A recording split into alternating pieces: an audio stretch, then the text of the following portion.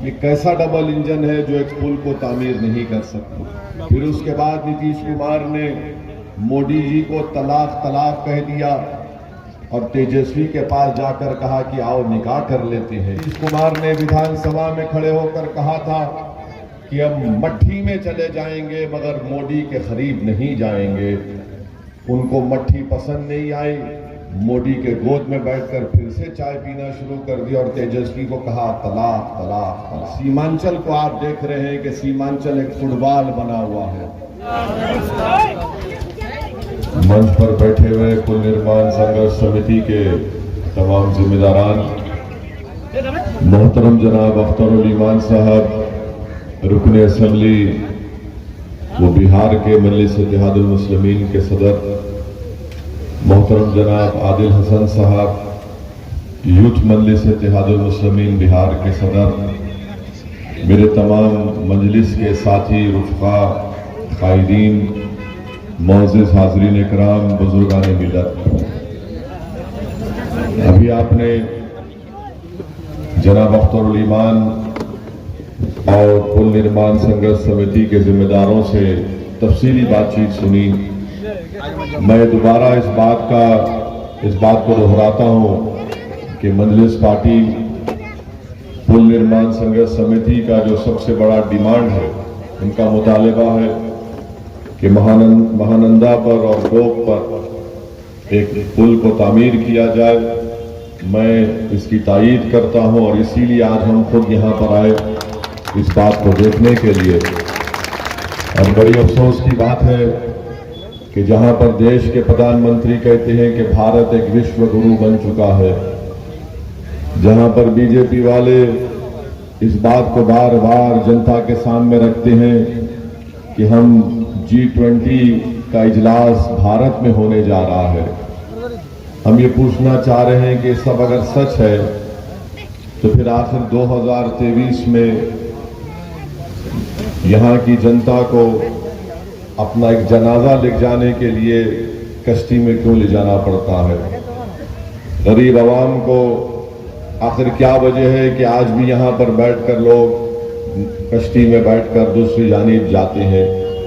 आखिर क्यों ब्रिज और पुल तामीर नहीं किया जाता?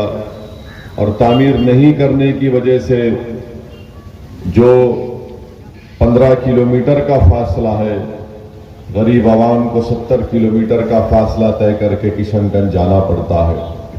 और सही कहा मोहतरम अख्तरुल ईमान साहब ने कि इतना लंबा सफर तय करते करते नहीं मालूम कितने लोगों को तकलीफ पहुंची होगी, नहीं मालूम कितने लोगों को अस्पताल नहीं ले जाने से उनकी बीमारी में इजाफा हो गया होगा या फिर वो मौत की आगोश में पहुंच चुके होंगे। ये जुल्म है। और जब हम ये देखते हैं और पढ़ते हैं कि नालंदा जिले में नीतीश कुमार ने वहां पर महलात को तामीर कर दिया और सीमांचल की सरजमीन पर जो बुनियादी जरूरत की चीजें हैं वो उसको मुहैया करने में नाकाम साबित हो गए। जब हम ये पढ़ते हैं कि राजगीर में नीतीश कुमार ने कांच का पुल तामीर किया, यहां पर सीमांचल की सरजमीन पर 8-8, 9-9 साल से पुल की तामीर रुकी हुई है या फिर पुल को तामीर नहीं किया जाता। ये कौन सा इंसाफ है कि बिहार के एक हिस्से में तमाम विकास का काम होता है और सीमांचल को हमेशा उससे नाइंसाफी कर दी गई।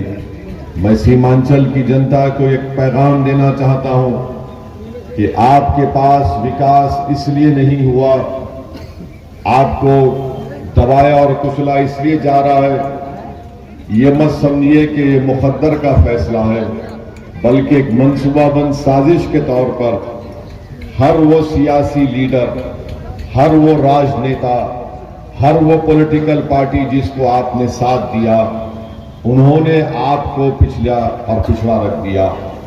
बरसों से यहां पर नीतीश कुमार मुख्यमंत्री हैं, बीजेपी उनके साथ थी, नरेंद्र मोदी की डबल इंजन, उन्होंने कहा था डबल इंजन उनके साथ था। ये कैसा डबल इंजन है जो एक पुल को तामीर नहीं कर सकता? फिर उसके बाद नीतीश कुमार ने मोदी जी को तलाक तलाक कह दिया और तेजस्वी के पास जाकर कहा कि आओ निकाह कर लेते हैं। उनसे निकाह कर लिया तो नीतीश कुमार ने विधानसभा में खड़े होकर कहा था कि हम मट्ठी में चले जाएंगे मगर मोदी के करीब नहीं जाएंगे। उनको मट्ठी पसंद नहीं आई, मोदी के गोद में बैठकर फिर से चाय पीना शुरू कर दिया और तेजस्वी को कहा तलाक तलाक तलाक। अब मोदी से नाराज हुए तो फिर इधर चले गए।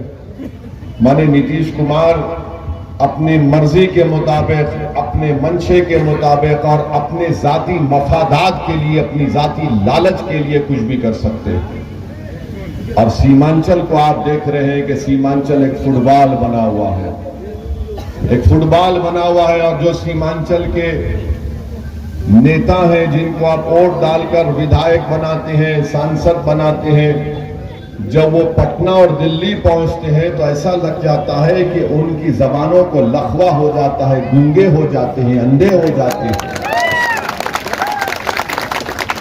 जब चुनाव का मामला आता तो सीमांचल की तकलीफ याद आती है, और जब चुनाव जीत जाते हैं तो पटना जाकर सीमांचल को भूल जाते हैं। मैं सीमांचल की जनता को ये पैगाम देने आया हूं कि कम से कम अब की बार आप ऐसे लोगों को अपना विधायक बनाइए, एमएलए बनाइए, सांसद बनाइए, जब वो पटना और दिल्ली पहुंचेंगे तब भी वो आपकी तकलीफ को अपने सीने में महसूस करके अपनी जबानों से आपके इंसाफ की लड़ाई को जारी रखेंगे। ये आपकी जिम्मेदारी है। और याद रखिए कि सिर्फ पुल निर्माण संघर्ष समिति के लोग अगर आकर हमको बता देंगे हम उनके साथ आज घुटने बराबर पानी में चलकर आए, इससे मसला हल नहीं होगा। मसला उस वक्त होगा जब सीमांचल की जनता मुत्तहदा तौर पर अपने हर सियासी राजनेता से कहेगी कि वोट उसको मिलेगा जो सीमांचल से इंसाफ करेगा, तभी आपसे इंसाफ होगा। वरना याद रखिए, आप सिर्फ थाली मारते रहेंगे, वोट डालते रहेंगे, एक नस्ल, दो नस्ल, तीन नस्ल बरसों गुजर चुके हैं मगर सीमांचल से इंसाफ नहीं हो रहा है। मेरे अजीज दोस्तों और बुजुर्गों, आपसे हम गुजारिश कर रहे हैं कि आप संजीदगी के साथ इन हमारी बातों पर गौर करिए। हम सियासत नहीं करने आए हैं। हमने जब बिहार में मजलिस इत्तेहादुल मुस्लिमीन की शुरुआत की 2015 अगस्त में किशनगंज के उस मैदान में हमने जनसभा की थी। और जब हमारी जनसभा हो रही थी तो उससे एक दिन पहले इतनी बारिश हुई कि पूरा मैदान कीचड़ बन चुका था, मगर उसके बावजूद भी हमने और आपने उस जनसभा को हजारों की तादाद में शिरकत करके कामयाब किया। मैंने उस वक्त भी कहा था और आज भी दोहरा रहा हूं कि हम सीमांचल की लड़ाई इसलिए लड़ रहे हैं कि सिर्फ वोट लेकर जाकर आराम से विधानसभा या संसद में ना बैठ जाएं। हम सीमांचल की लड़ाई इसलिए लड़ रहे हैं क्योंकि इस सरजमीन पर बसने वाले इंसान हैं और उनको इंसानों की तरह देखने की जरूरत है, उनको वोट बैंक की तरह देखने की जरूरत नहीं है। चाहे वो किसी समुदाय से उनका ताल्लुक हो, किसी मजहब से उनका ताल्लुक हो। ये बिहार प्रदेश का नहीं बल्कि भारत का सबसे पसमानदा और पिछड़ा इलाका है, जिसको तमाम राजनेताओं ने, सियासी पार्टियों नजरअंदाज करके रख दिया। तो मजलिस सीमांचल की लड़ाई हमारे लिए एक इंसाफ की लड़ाई है, एक हक की लड़ाई है। और इसमें आपसे हम फिर से अपील कर रहे हैं कि आप तमाम लोग पहले भी हमारा साथ दिए, अब भी हमारा साथ दीजिए। हम खामोश नहीं बैठेंगे उस वक्त तक जब तक सीमांचल से इंसाफ नहीं होगा। आप बताइए कि पूर्णिया एयरपोर्ट है, भारत के होम मिनिस्टर सीमांचल को आकर झूठ बोलकर चले जाते हैं। वो एयरपोर्ट आज तक भी नहीं खुला। अमित शाह ने बोल दिया कि एयरपोर्ट खुल गया, कहां खुला एयरपोर्ट? सीमांचल की जनता मुतालबा कर रही है कि पटना हाईकोर्ट के एक बेंच को यहां पर खोला जाए, क्योंकि यहां की जनता पूर्णिया से निकलकर 350-400 किलोमीटर का सफर नहीं कर पाती। जलालगढ़ से किशनगंज तक नई रेल की लाइन डालनी चाहिए। कोचादामन में एक रेलवे स्टेशन खोलना चाहिए। आप बताइए कि आलू की कीमत नहीं मिलती, 3 रुपये 4 रुपये किलो मिलती है। मकाई की अभी भी उसका एमएसपी का ऐलान नहीं किया गया है, मगर चाहे बीजेपी हो या गठबंधन हो, जब अमित शाह आए तो कहा कि बीजेपी के नेता कहना शुरू कर दिए कि सीमांचल में घुसपैठी घुस रहे हैं। कहां घुसपैठी है? ये सरजमीन तो हमेशा उन गय्यूर भारत के शहरियों की रही है जिन्हें फख्र है कि वो भारत के शहरी हैं। दूर दूर तक कोई घुसपैठी नहीं, अगर है तो फिर आप निकाल कर फेंकिए, मगर पूरे इस इलाके को बदनाम करना, यहां के लोगों को बदनाम करना, यह बीजेपी की साजिश रही है।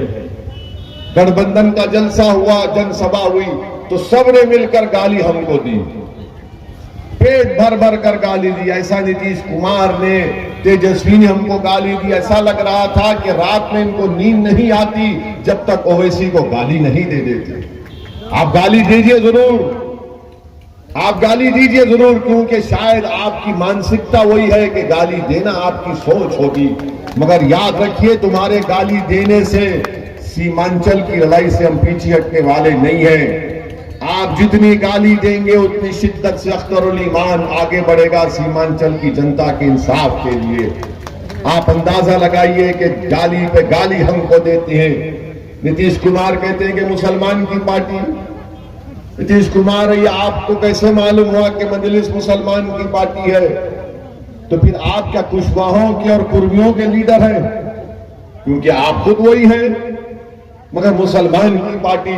नीतीश कुमार, भारत की लोकतंत्र में, अंबेडकर के बनाए हुए संविधान में मुझे हर कमजोर और मजलूम के लिए लड़ने का हासिल है, चाहे मुसलमान हो, दलित हो, आदिवासी हो, सीमांचल का दबा हुआ और कुचला हुआ इंसान हो। आपके लिए मुझे आपसे सर्टिफिकेट लेने की जरूरत नहीं है। और आपने कई मर्तबा बीजेपी का साथ दिया, बीजेपी को छोड़ा।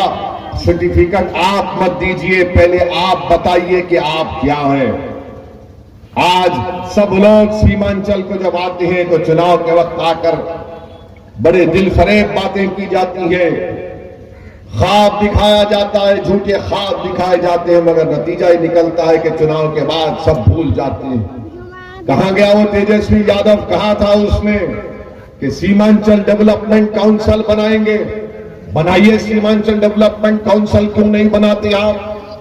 हमने भारत की पार्लियामेंट, लोकसभा में, भारत की सबसे बड़ी पंचायत में हमने प्राइवेट मेंबर बिल बनाकर डाला कि आर्टिकल 341, आर्टिकल 371 के तहत हमने इस बात का बिल डाला कि सीमांचल में डेवलपमेंट काउंसिल बनाया जाए, क्योंकि यहां के राजनेता बैठकर तय करेंगे कि यहां का पैसा कहां पर खर्चा किया जाएगा। मगर आप उस पर वादा तो कर दिए, चुनाव में हमको गाली देकर वोट तो ले लिए, मगर आज सीमांचल आपको याद नहीं आता। और फिर अब हम मीडिया के लोग हमसे पूछते हैं कि नीतीश कुमार प्रधानमंत्री बनना चाहते हैं, इस पर आपकी क्या राय है? हम मीडिया के लोगों को ही बता चुके हैं, आपको ही बता रहे हैं। हम भारत के मौजूदा प्रधानमंत्री को बता रहे हैं, वो प्रधानमंत्री जिससे ज्यादा दिल्ली के बादशाह सलामत बनकर बैठी हैं अभी। हम उनको भी बता रहे हैं कि दिल्ली का रास्ता पटना से नहीं जाता, सीमांचल से जाएगा इंशाअल्लाह। आपकी बात, जो सीमांचल से इंसाफ करेगा वो ही दिल्ली तक पहुंचेगा, राज करेगा। अगर कोई समझ रहा है कि पटना से निकलकर चले जाएगा तो पटना से जाओ, मगर तुमको सत्ता नहीं मिलेगी। सीमांचल की जनता से इंसाफ जो करेगा उसी को इख्तिदार पर बैठने का मौका मिलेगा। जो सीमांचल की जनता से इंसाफ नहीं करेगा, जनता उसका साथ नहीं देगी। हम आपसे अपील कर रहे हैं कि इतने बरस गुजर चुके हैं, आपको एक फैसला लेने की जरूरत है। हमारा इस्तेसाल को खत्म करिए, आपकी तकलीफ को खत्म करिए। अपने बच्चों के लिए स्कूल, अपनी बेटियों के लिए डिग्री कॉलेज, हमारे किसानों के लिए उनकी जो भी उन्हें बना रहे हैं, क्रॉप लेकर आ रहे हैं, उसका उनको रेट मिले। करप्शन इतना बढ़ चुका है सीमांचल में कि आवास योजना के लिए रेट रख दिया गया, 7,000 रुपये से 12,000 रुपये दो तो आवास योजना में घर मिलेगा। रजिस्ट्री कराओ, बर्थ सर्टिफिकेट, डेथ सर्टिफिकेट के लिए 2,000 रुपये, 3,000 रुपये। ये कब तक करप्शन और भ्रष्टाचार चलेगा? इसीलिए हम आपसे अपील कर रहे हैं कि आपको फैसला लेना है, कि अच्छा फैसला लीजिए। मजलिस आपके दरमियान में थी और रहेगी इंशाअल्लाह ताला, ये जो आपकी लड़ाई है, हम आपके साथ हैं। अभी हमारे भाई ने कहा कि बैंक नहीं है, एटीएम नहीं है। कैसे आएगा बैंक? ये बैंक एटीएम उस वक्त आएगा जब आप किसी के वोट बैंक नहीं बनेंगे। आपको आकर बोला जाएगा ओवैसी है, काटने को आया है, मोदी जी आकर बोलेंगे घुसपैठी घुस रहे हैं, और आप लोग उनकी बातों में आ जाते हैं। जब तक आप खुद फैसला नहीं ले लेंगे, उस वक्त तक आपके पास ना पुल बनेगा, ना यहां पर जमीन जो कट जाती है हजारों एकड़, हर बारिश सैलाब आता है। बताइए भारत में कौन सी ऐसी जगह होगी जहां पर लोग 3-3 महीने साल में रोड पर जिंदगी गुजारते हैं। ये इंसान है भाई, कोई जानवर नहीं है। मगर किसी को फिक्र नहीं है, सब समझते हैं कि हाँ 3 महीने रहेंगे उसके बाद चले जाएंगे। मेरे अजीज दोस्तों और बुजुर्गों, इन्हीं बातों का जिक्र करने के लिए अख्तरुल ईमान और बिहार प्रदेश ने सीमांचल के इंसाफ के लिए इस यात्रा का आगाज किया, और इंशाअल्लाह ताला हमारी जद्दोजहद जारी रहेगी। आप तमाम का बेहद शुक्रिया कि आप आए, बहुत बहुत शुक्रिया। वाखिर दावाना अल्हम्दुलिल्लाहि रब्बिल आलमीन।